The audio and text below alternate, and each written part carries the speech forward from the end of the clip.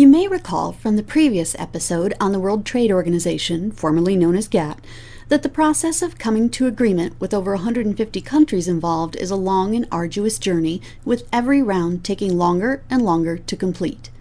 Given that, some countries are finding it more expedient to work in smaller groups, usually with neighbors, to eliminate trade barriers.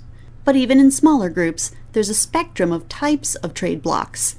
A trade bloc is a group of countries which trade with one another, but they have an agreement among members to reduce trade barriers with one another. The differences among the types of trade blocs come from both internal rules, that is, rules among the member countries, and external rules, or dealings with non-members. Let me show you. The lowest level of commitment to trade barrier reduction is a preferential trade area, where members lower, but do not eliminate, barriers among themselves. Dealings with non-members are not addressed, so member countries maintain policies of their own choosing with regard to non-member countries. The next level of commitment is a free trade area, where member countries agree to eliminate trade barriers among themselves, but continue to maintain independent policies in their dealings with non-member countries. An example of a free trade area is NAFTA, the North American Free Trade Agreement, where Canada, Mexico, and the U.S. have agreed to eliminate the barriers among themselves, but each maintains independent policy when trading with other areas of the world.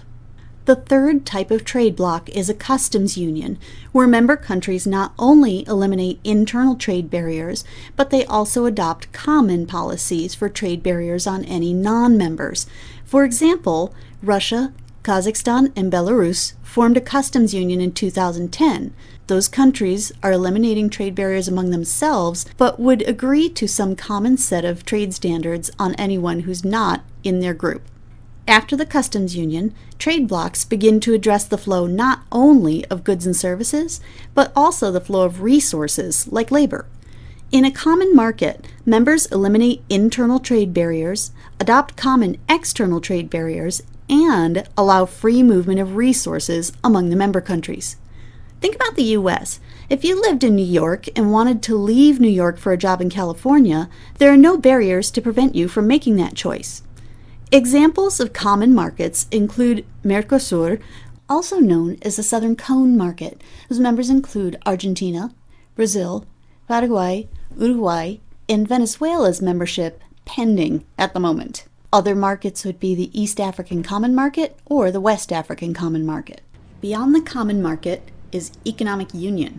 Members eliminate internal barriers, adopt common external barriers, allow free movement of resources among the members, and adopt a uniform set of economic policies.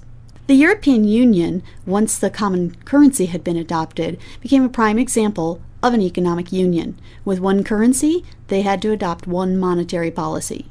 At the final structure in this spectrum, there's full integration of the member states, like the United States. Next time?